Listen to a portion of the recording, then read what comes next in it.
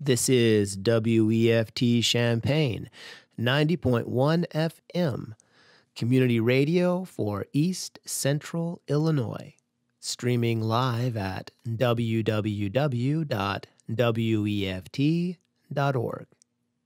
The views and opinions expressed here are those of the speakers and do not necessarily represent those of WFT, its board of directors, associates, its station manager, or Prairie Air Incorporated. The following program is pre-recorded and consists of two parts. The first part is a rebroadcast of a program first aired in 2011. The second part was recorded on March 29th, 2015.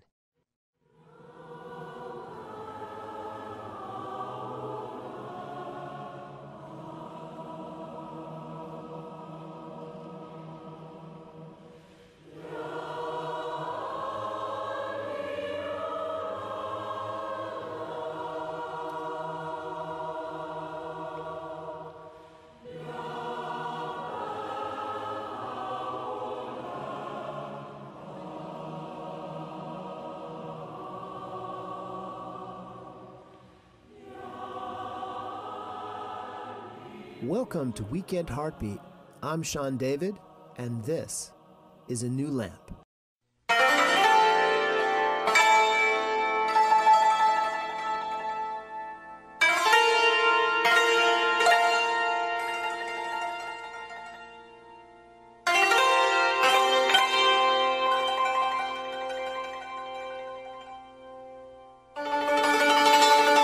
New lamp for old. New lamp for old. Remember how Aladdin headed out to get oil for his mother's old dented, tarnished lamp? And in the market he met a magician calling out these words. This strange man was offering to give him a brand new shiny lamp for his old one. That's what I want to offer you, if you'll have it. A new lamp of spiritual guidance. But maybe you already have such a lamp, which still burns brightly. Great. You are still welcome to join us simply to learn who we are. But maybe your lamp of divine guidance has gotten dented and tarnished like Aladdin's. Or perhaps you have no such lamp at all. To you, I offer a new lamp. Hi, my name is Marilyn. Welcome to A New Lamp, a program designed to make you acquainted with the Baha'i religious faith. I hope you will choose to spend the next few minutes with me. Thanks.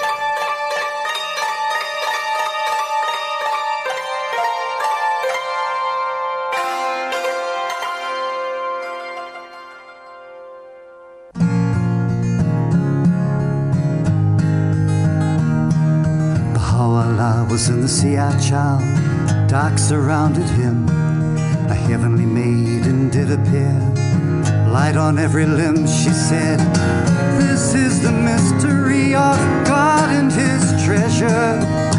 This is the mystery of God and his treasure.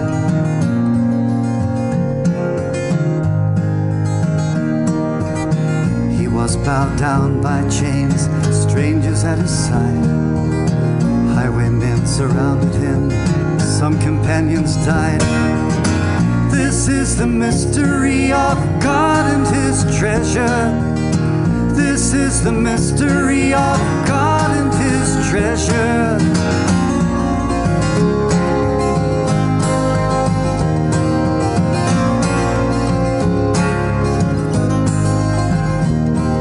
The Russian minister, he came saying, free the prisoner.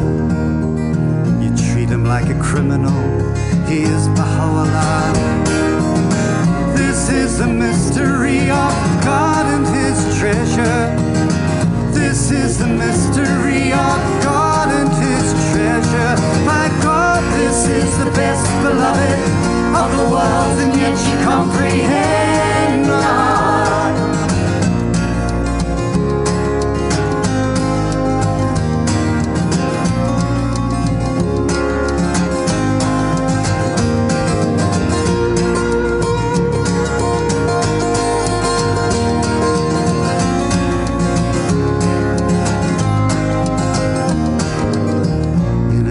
Pestilence, he heard a most sweet voice, of his head. Turning his face, she said, "This is the mystery of God and his treasure. This is the mystery of God and his treasure. By God, this is the best beloved of the world, and yet you comprehend not. By God, this is the best beloved of the world, and yet you comprehend not."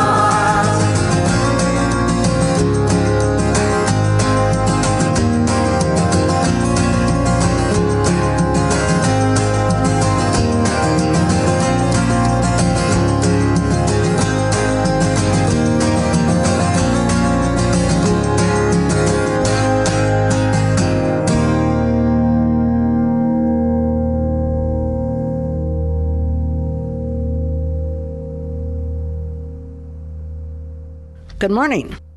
We ended our program last week with Baha'u'llah in the dungeon.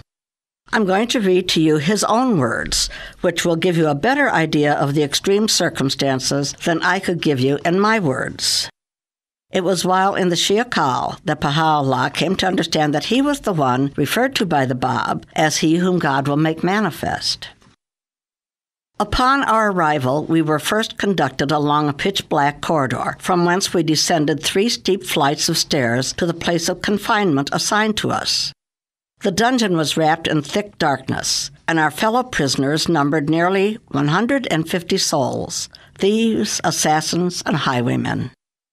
Though crowded, it had no other outlet than the passage by which we entered.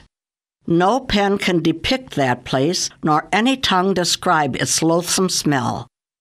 Most of these men had neither clothes nor bedding to lie on. God alone knoweth what befell us in that most foul-smelling and gloomy place. All those who were struck down by the storm that raged during the memorable year in Tehran were our fellow prisoners in the Shia Kal, where we were confined. We were all huddled together in one cell, our feet in stocks, and around our necks fastened the most galling of chains. The air we breathed was laden with the foulest impurities, while the floor on which we sat was covered with filth and infested with vermin. No ray of light was allowed to penetrate that pestilential dungeon, or to warm its icy coldness. We were placed in 2 rows facing each other. We had taught them to repeat certain verses which, every night, they chanted with extreme fervor. "God is sufficient unto me, he verily is the all-sufficing," one row would intone, while the other would reply, "In him let the trusting trust." The chorus of these gladsome voices would continue to peal out until early morning hours. Every day our jailers, entering our cell, would call the name of one of our companions, bidding him arise and follow them to the foot of the gallows. With what eagerness would the owner of that name respond to that solemn call! Relieved of his chains, he would spring up to his feet, and in a state of uncontrollable delight would approach and embrace us. We would seek to comfort him with the assurance of an everlasting life in the world beyond, and filling his heart with hope and joy, would send him forth to win the crown of glory. He would embrace, in turn, the rest of his fellow prisoners, and then proceed to die as dauntlessly as he had lived. Soon after the martyrdom of each of these companions, we would be informed by the executioner, who had grown to be friendly to us, of the circumstances of the death of his victim, and of the joy with which he had endured his sufferings to the very end.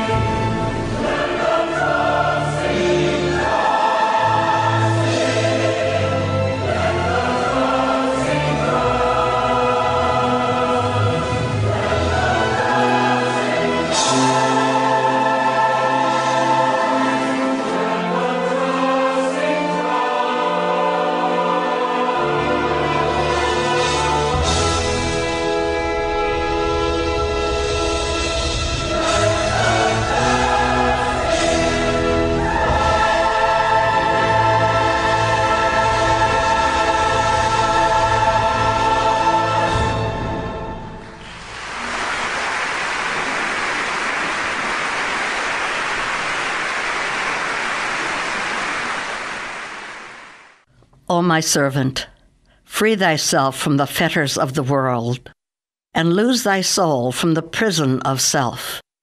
Seize thy chance, for it will come to thee no more.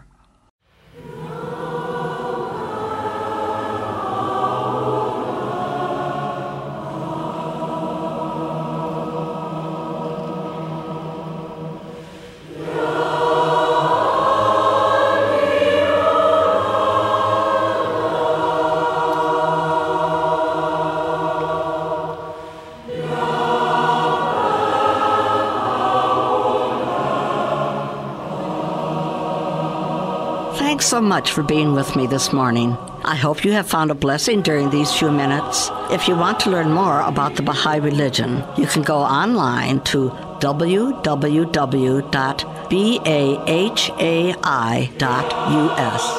To contact me, my email address is newlamp@yahoo.com.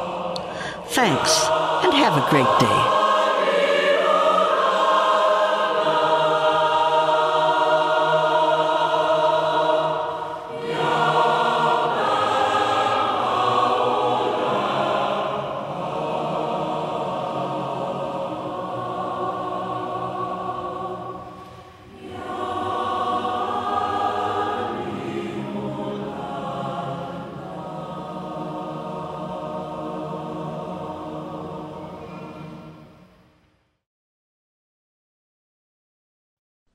Good afternoon. Our guest today is Marge Wilson. She is a member of the Baha'i community in Urbana, and she has been for years a pioneer for the Baha'i faith. Hi, Marge. Welcome to our program. Hi, Marilyn. Thank you for inviting me. And Sean, too. Hi. Hi, Marge. Okay. Well, Marge, I've known you've worked for many years teaching the faith, not only locally, but kind of around the world. And we want to hear about that. But first of all, let's get to know you a little bit, like who you are, a little about your family, whatever you think. Okay, well, I grew up in Urbana. My dad was at the University of Illinois, although he worked for the USDA studying corn, taught a few grad students now and then. And I graduated from Urbana High School and then Illinois State University. When I was in high school, my dad taught an interdenominational Sunday school, which visited a number of places of worship, including the old Baha'i Center at the Garita Busey home. I don't remember it, but many years later, when I did declare my faith in Baha'u'llah, Dad reminded me that we actually had gone to the Baha'i Center when I was in high school. Huh. So I wanted to leave Illinois, so I moved out to Montana and eventually got a job teaching on the Blackfeet Reservation, where there was a Homefront pioneer who was trying to find some of the Blackfeet Baha'is, and he really lived the life. He didn't drink, he didn't smoke, he didn't party, and I was very attracted to this. And eventually I ran into some other Baha'is who gave me some books to read, and when I went to summer school in Missoula, Montana that summer, I declared my faith in Baha'u'llah. I was basically what's called a Homefront pioneer. I'll talk about that in a minute. From the time I declared, because I was living on the reservation, and then a year later I moved to Lesotho. I've lived in Hawaii, Alaska, China, and I just like traveling around, teaching in many different countries and different places. Wow. That's quite a history. So you were already teaching elsewhere, just at a personal level, not as a Baha'i teacher. Yes, I'm a special education teacher. Okay. Except when I'm in other countries, then I teach. In China, I taught English language.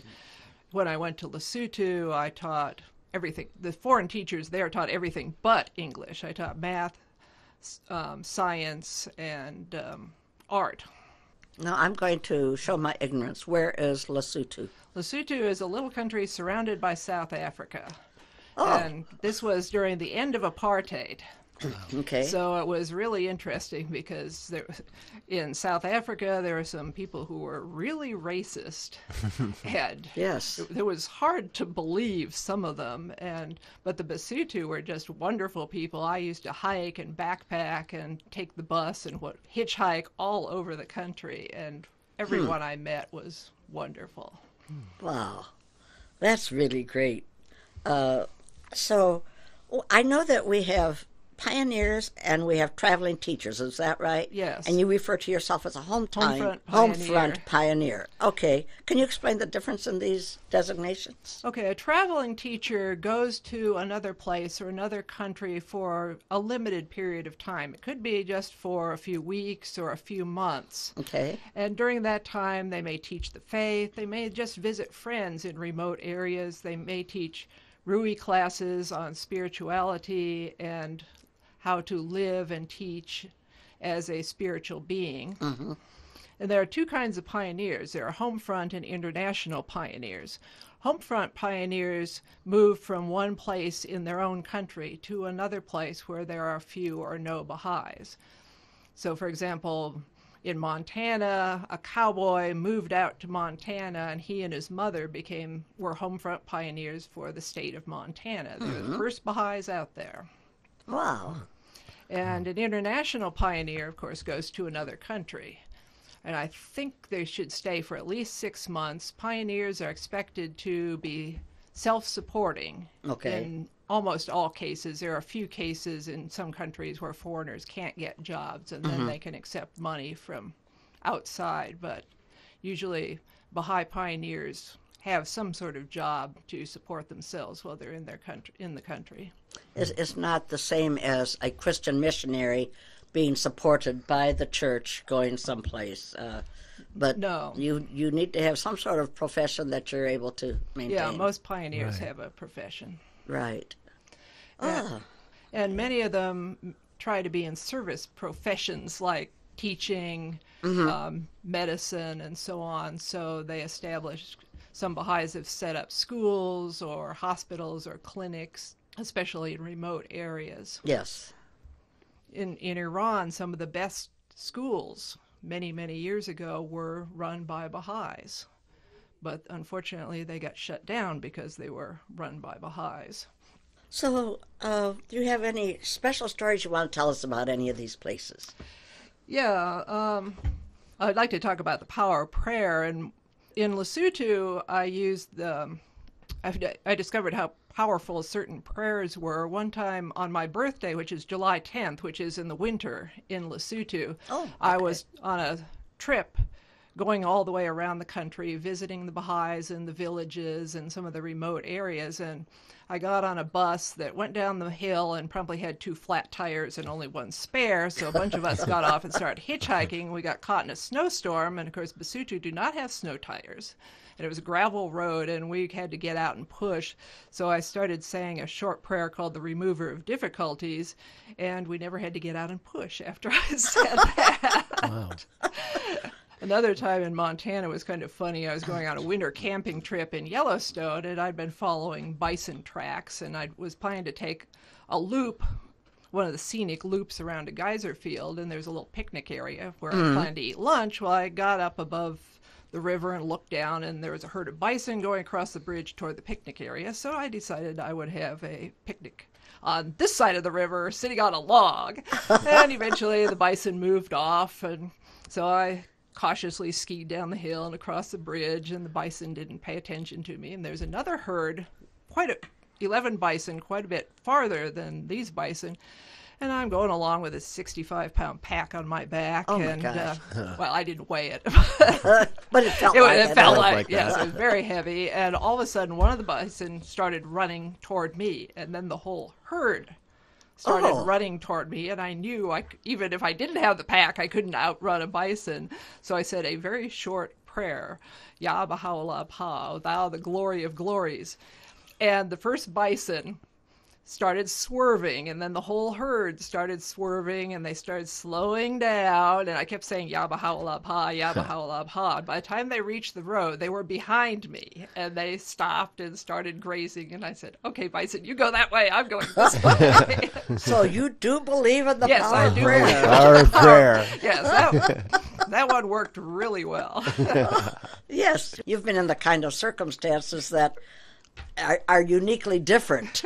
Well, at one time, I was even the answer to somebody's prayer. I was on pilgrimage and decided on our day off to go to the Baha'i cemetery. And I got down there and found one of the Persian Baha'is there.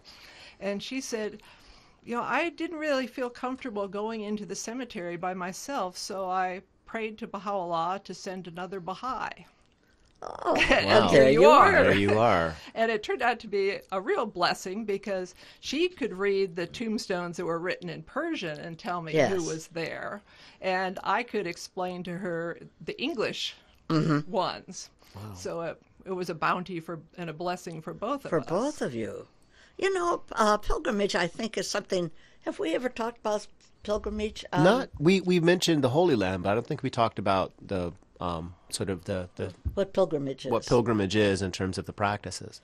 Would you like to talk a little bit about pilgrimage? Well, pilgrimage today is spending 9 days in the Holy Land, in Israel, visiting the sites where Baha'u'llah and his son Abdu'l-Baha lived, which include Baji, and Akka mainly. There are some other places too. We also visit the World Center of the Faith, have tours of the Universal House of Justice building, and spend time at the archives where we have the bounty of seeing the photograph of Baha'u'llah, as well as things that he actually owned, locks of his hair, his rings, some of his robes. And it's just a wonderful time of being very uplifted and just being with other Baha'is and learning and seeing where the history of the faith took place.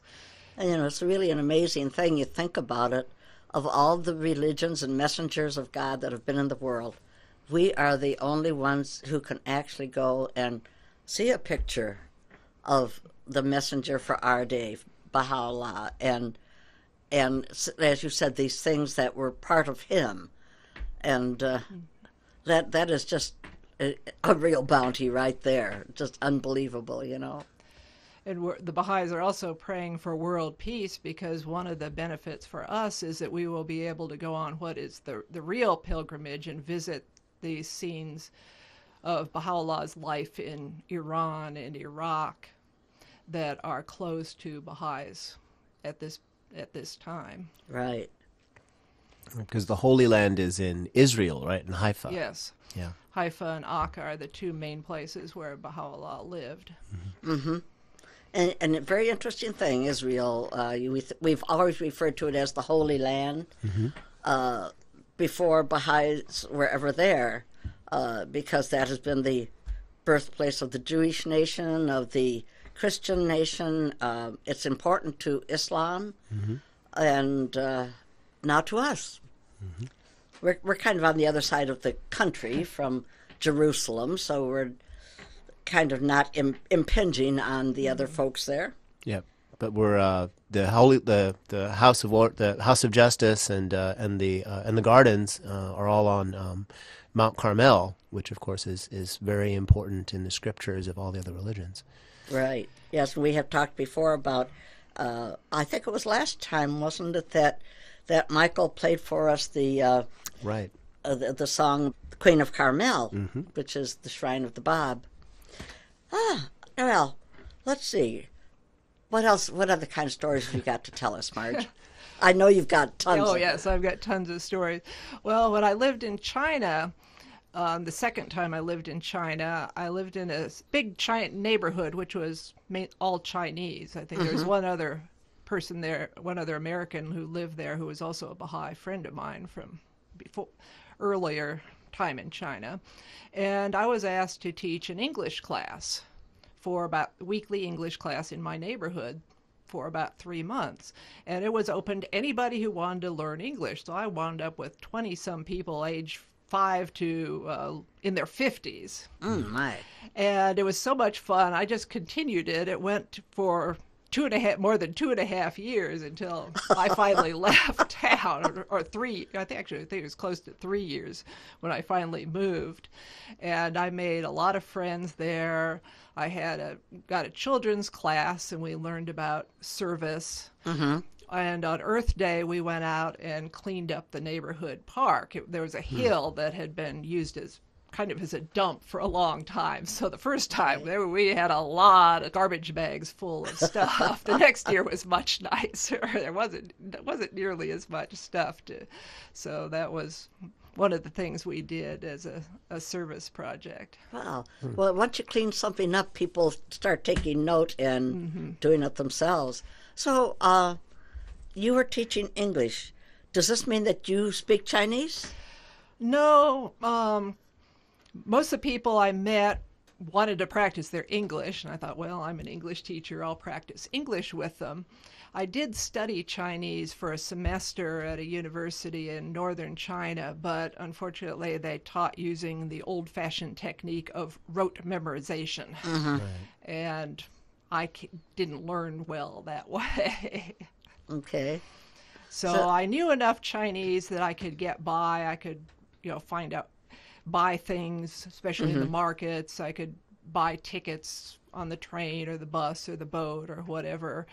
I did study Chinese calligraphy, which is learning to write the traditional characters, which turned out to be a real advantage when I was traveling, especially by train, because there would be this huge sign with dozens of different cities listed on it.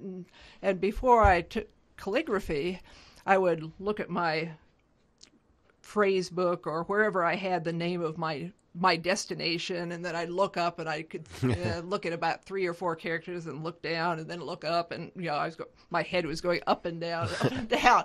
But once I started learning the characters, I could remember the characters for the name of my next destination. I could look up at the whole sign and find it. Yeah. Wow. Or when I'm walking down a row of buses, oh yes, that bus is going to where I want to go. Mm. So you were, as a Baha'i, in China. Were there problems about that? This being a communist country, were you essentially welcome there, or how was the attitude? Well, foreigners were welcomed as teachers, especially, and as business people, because the Chinese really wanted to learn English, especially with the Olympics coming up. That was when they really wanted to learn English. But especially my first 2 years, almost 20 years ago, in the teacher's contract, there were these stipulations that you do not talk about religion. Okay. In the teacher's contract. Yes. So we Baha'is abide by the laws of the country. Right. But principles are something you could teach. Yes. Equality and this type of thing. Mm-hmm. Ah. Could you tell them that you were a Baha'i? Oh, yes. Could you tell your students? I could tell them that I was a Baha'i. I could have a picture of Abdu'l-Baha and some Baha'i symbols up on my walls in my apartment. And if people asked about them, I could tell them about them. But just not officially teach it. Right. Yeah. But it's been opening up, because I mentioned the Rui books on spirituality. Originally, the pioneers were allowed to meet with no more than 5 Chinese to study these books, and then it's opened up so that the classes can be bigger. A number of years ago, the Baha'is were told in several big cities that they were going to have meetings open only to foreigners once a week. And the Baha'is said, well, this isn't legal. And the government said, well, we want you will do this. and the Baha'i said, well, we don't limit our meetings to just, one nationality. We would meet with Chinese. No, you can't do that, but we want you to have meetings for foreigners. The idea is that China was starting to open up to some other religions, because only Christianity, I think Judaism, Catholicism, Protestants, and Islam and Buddhism were the recognized religions in China. Okay.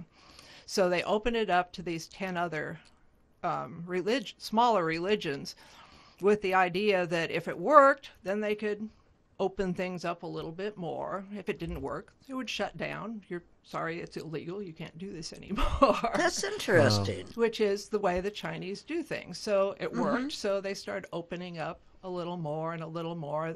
Then the Baha'is could have their Chinese spouses attend the meetings. Ah. Now, we have a Chinese, a family from Champaign-Urbana in China now, don't we? The Baker family.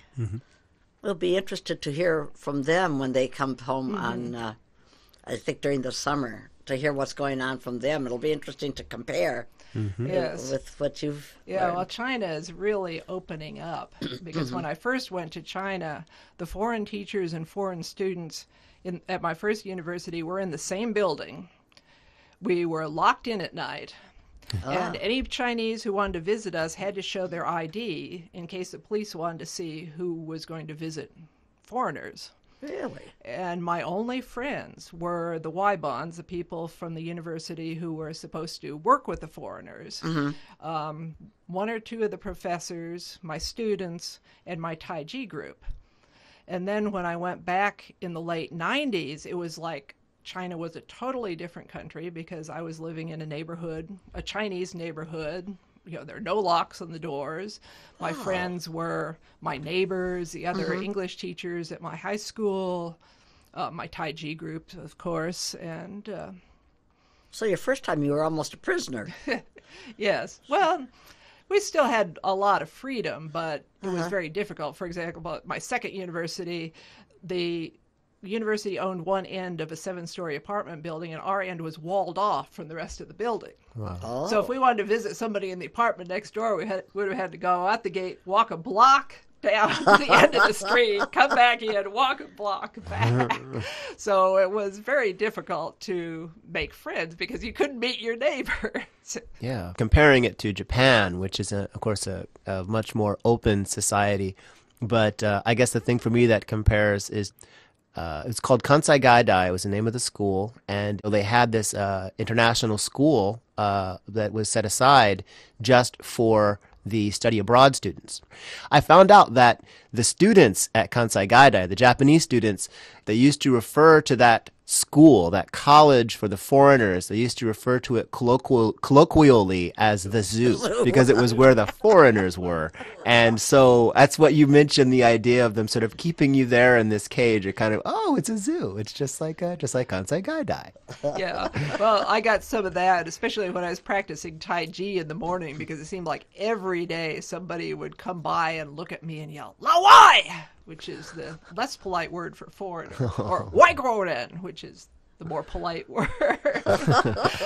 One time, I even saw a mother taking her toddler's hand to point at me to say, Really? Waigoren. I want to... And of course, you're rather tall, and the Chinese are not all that tall. So I suppose you kind of stood out in the crowd. Oh, yes. Oh, there's another. I found out where I stood in the events of things when I was on a bike trip. I stopped in a small city, I don't know, probably 500,000 or so, and decided to go into a department store to see if they had anything that looked good to eat. So I locked my bike up, and there was a man who had 2 monkeys, and there's this big crowd of people standing around the man and watching the 2 monkeys performing, and I went into the store and bought a couple items and walked out the door, and all of a sudden I was in the big crowd of people, and there was only a handful of people watching the monkeys. Right. Well, I mean, of course, this is radio, but you're not only are you tall, you're also blonde, so that must have really stood out. Oh, yes. Well, in Lesotho, too, I've got fairly hairy arms and hairy legs, and people would come over and sort of pet my arms in Lesotho, and a few times women would come up behind me and pull out hairs as if they thought I wasn't going to notice them pulling hairs out of the back of my head. And one time on a bus, I was sitting behind a mother who had a little baby on her shoulder, and the baby just started screaming when he saw me, and the mother kept trying to pull the baby down so he couldn't see me, and the baby kept climbing up and looking at me and screaming, and I finally got out of my seat and moved to the back of the bus and stood so So the baby couldn't see me anymore. Wow. This was in Lesotho? This was in Lesotho. Oh. Yeah, traveling by bus in Lesotho was very interesting. Wow. I'm going to back up a little bit. Your first experience as in teaching, you said was in Montana, and this was before you were a Baha'i. This is Yes. where you found the faith, apparently. Yes. Now, the person you mentioned, I believe, someone who was an Indian. Well, actually, the one who started teaching me the faith was a homefront pioneer, and he was Okay. Caucasian. A number of years before, they'd had a big project where Baha'is had gone up to the Blackfeet Reservation and taught a number of people the faith, but then they left. And unfortunately, there was a really bad car accident a year or so later, and quite a few people were killed, including many of these new Baha'is. And unfortunately, the Baha'is from other places in Montana did not go back to help them out during this time. Oh, And dear. the people basically left the faith or became inactive. So this homefront pioneer was trying to find these people who had declared themselves as Baha'is some Yes. years earlier but had been inactive. I understand that throughout our country, many Native Americans have become Baha'i. Apparently, this somehow fits into their spiritual understandings. And I think that's a wonderful thing. Yes, it is. Can you tell us a little about that? I mean, I know only that my personal understanding is that there are Indian beliefs that dovetail with Baha'i beliefs, or at least prophetically, but I really know little more than that. Do you know anything more than that?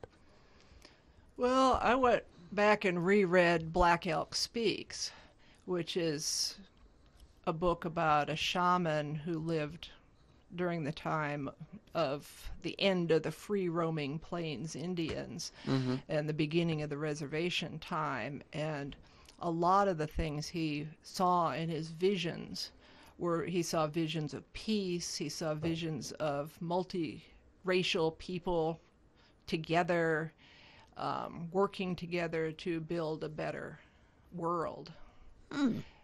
And his greatest sorrow was that he felt he never had done enough to try and bring this about. That is interesting. And at this time, do we not have a Native American woman on the National Spiritual Assembly? Oh. Yes, we do. Yes. I can't think of what her name is. Patricia but- Locke. Oh, okay.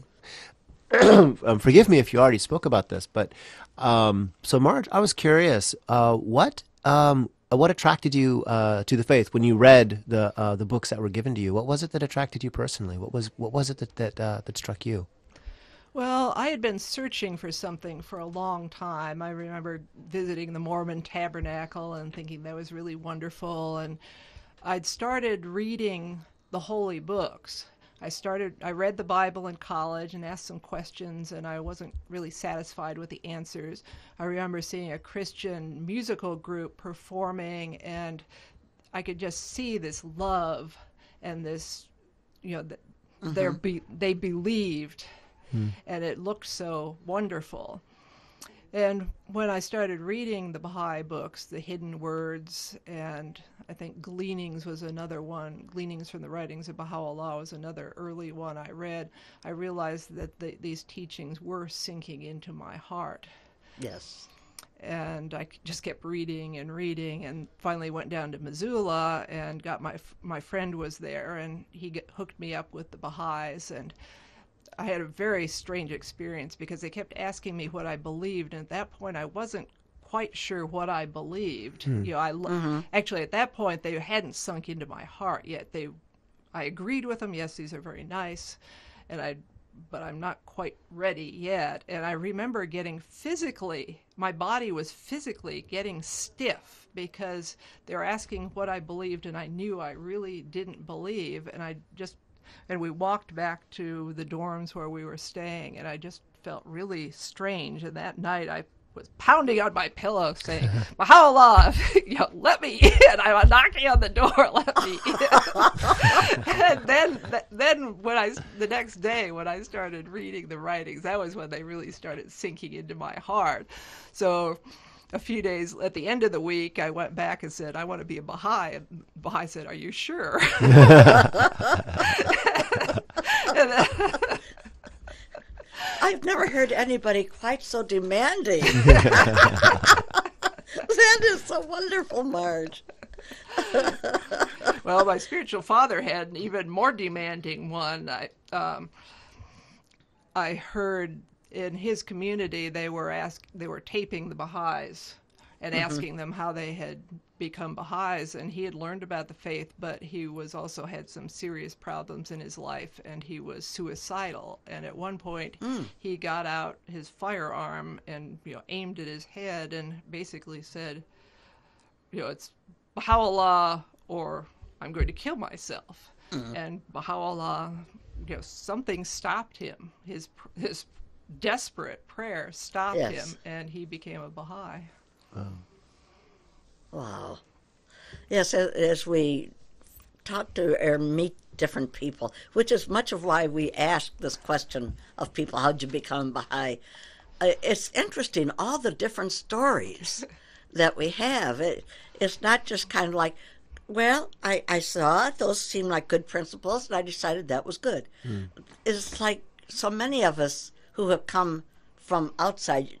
Sean, you were raised with the Baha'i religion.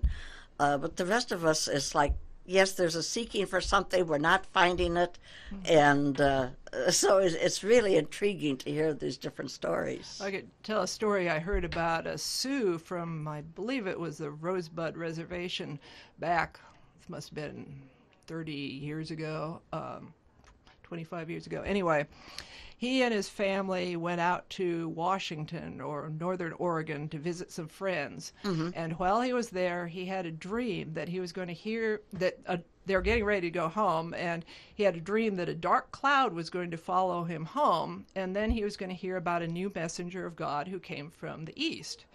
Well, a couple days later, they set out in their car, and Mount St. Helens erupted. Oh, wow. And they were followed by a dark cloud all the way back to Wyoming. I guess. Wow. And a couple weeks later, a couple of people knocked on their door and said, we're Baha'is. Have you heard about the Baha'i faith? And he asked one question, where did it come from? And Baha'u'llah came from Persia, from Iran, from the east. And he said, okay, I'm a Baha'i. Oh, my. Oh, man. Because that was his dream. Wow. Wow. That is really wonderful stories. Wonderful stories. Well, Marge, I guess one thing that's interesting to me, because I don't know if you know much about this program, we're on WEFT Radio, and the program that we're a part of is called the Heartbeat Collective. It's a group of shows that are talking about the social service arena and the nonprofit arena, especially here locally in Champaign-Urbana. So for that reason, a lot of the questions we've been asking our previous guests have focused a lot on their social service and nonprofit activities. But so that means that, being as the Baha'i faith is a religion, and we do have these spiritual aspects, and you've mentioned many of your spiritual experiences so far. It's curious to me how, because of the circumstances of your experience, even though you are part of a lot of social and community development activity, and all of your travels have had that in mind with the upliftment of humankind, there is also this strong spiritual thread and a lot of emphasis on prayer and other very religious and spiritual experiences. I was wondering if you could comment a little bit about that intersection in your experience between the religion and spirituality and the social service and social development and improvement of the material condition of mankind. Okay, well, I'd like to go back and talk a little bit about the history of the Baha'i faith, and because that leads into the administration of the faith. In 1863, Baha'u'llah and his family had been exiled to Iraq, and to Baghdad, and in 1863 they were going to be further exiled. And this was, everybody thought would be a time of sorrow. Baha'u'llah was leaving, but instead it became a time of triumph. He left his home on a roan stallion, surrounded by devoted friends and neighbors. He took a boat across the river to a garden which is now called Rizwan, which means paradise. And there he met with friends, dignitaries, and others for 12 days. And we could now call these the 12 days of Rizwan. 3 of the days are considered holy days when work is suspended. The first day when Baha'u'llah went to the garden, the 9th day when most of his family joined him, and then the 12th day when he finally left. And on the first day of Rizwan, Baha'i communities elect their local spiritual assemblies. These are 9 people who are elected through prayer. There's no electioneering, there's no talking about who you're going to vote for, and there's no voting for particular positions. We do not vote for somebody for chairman, secretary, or treasurer. We vote for 9 people, and we pray about it and write down the names of the 9 people that we think are both spiritually and, I guess you'd say, materially prepared to serve as members of the local spiritual assembly or the National Spiritual Assembly. And then the 9 members themselves vote for chairperson, secretary, treasurer, and whatever officers they have. So normally the spiritual assemblies are elected on the first day of Rizwan, which is April 21st. But in Lesotho, when I was there more than 20 years ago, many of the Baha'is were not well deepened. They didn't know much about the local spiritual assemblies and how important it was to elect them on the 21st of April. Mm-hmm. So at one point, I was told to help elect some local spiritual assemblies way back in the mountains and remote areas in the winter, which was July. So there was a village that had a local spiritual assembly, and I went over the mountains to visit the Baha'is in the other 2 villages, and I found a couple of Baha'is in each of the villages and talked to them about the election and the importance of having a governing body for the Baha'is in their village so that they could do service projects and whatever they needed to do. And I barely made it back to the big village before dark. And I started thinking, every other election I had helped run had a tie vote. And my Sesotho was barely adequate to describe how to elect a local spiritual assembly, and I had problems trying to explain tie votes. And so the next morning, I looked at the weather and decided it's not going to snow, so I can wear my running shoes instead of my big heavy hiking boots. And I started to say prayers on the way up that I would not have to have a tie. And I got to 2 villages, and those were the only 2 Baha'i elections that I've ever helped with that did not have a tie vote. Really? And I did make it back to the village before it got dark, just barely. Once again, prayer got you through. Yeah. Yes. Well, we're talking about Rizwan, which is coming up this month, but on the day that we are actually recording, this is Palm Sunday in the Christian religion. And I have found it interesting when I think about Rizwan, and I think about the 12th day when Baha'u'llah is leaving Baghdad to go to Constantinople. The government had thought that this would be a disgrace for him because he was going to be being led out with a military escort. What appeared to have been something degrading turned out to be something wonderful. As you said, he rode out on a red roan. There were people lining the roads for miles to bid him farewell. And this was so magnificent. And so I tend to think, too, then of Palm Sunday, which is the day that Christ rode into Jerusalem on a donkey, and the people all put palm branches in his way for him to cross over, welcoming him into the town, because they were looking for the Savior and the Messiah. It just, to me, it just kind of connects. So I always think that's interesting. Next month we will be talking more about Rizwan and Baha'u'llah's journeys in the New Lamp part of the program. So let's see here. Do we have other events coming up, do you know, over these next few weeks? Anybody? Every Tuesday at 7 p.m., there's a weekly prayer meeting led by Joan Mills. Each Sunday morning at 11 a.m., there is a devotional program of prayers, readings, and an informal discussion on a wide possible variety of subjects. Every second Sunday of the month at 3 p.m., there will be a potluck supper, an uplifting, all-inclusive worship program with live music and singing, followed by an informational activity for spiritual and practical well-being. On the fourth Sunday of each month, the weekly devotional program will be followed by a potluck lunch at noon and game day, an afternoon of family-friendly fun and games for all ages.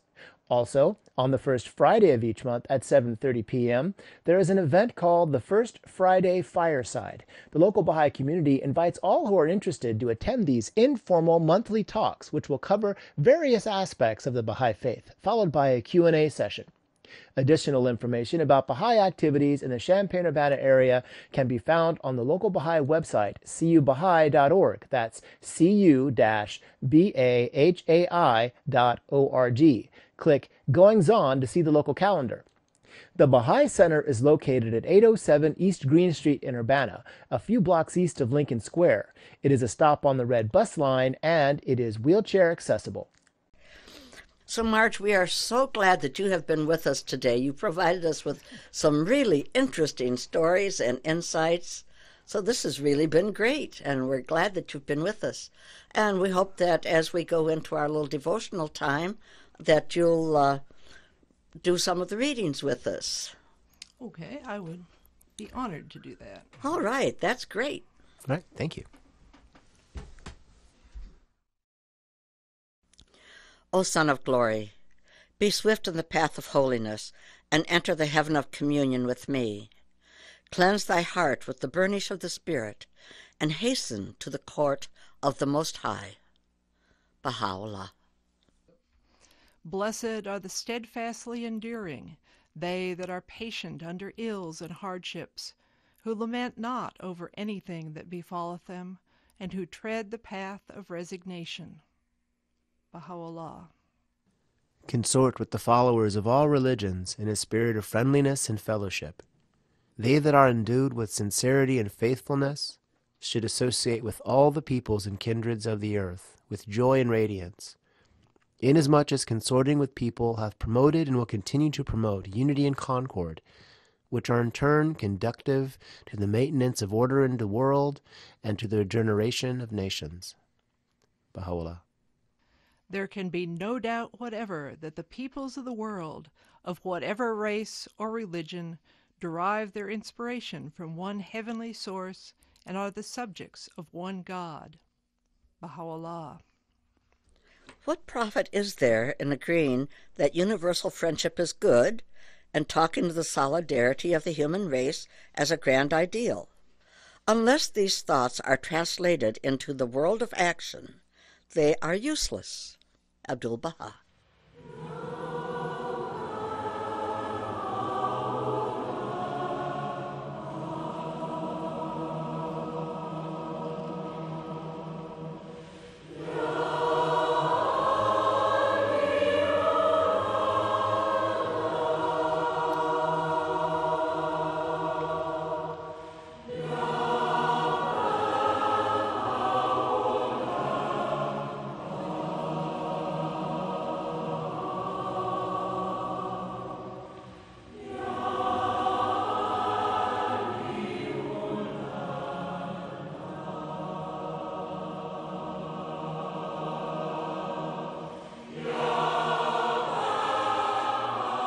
To find out more about Baha'i events taking place in Champaign-Urbana, or if you'd like to listen to previous New Lamp programs, You can go online to www.cu-bahai.org. Or if you would like to learn more about the Baha'i national and international community, go to www.bahai.us.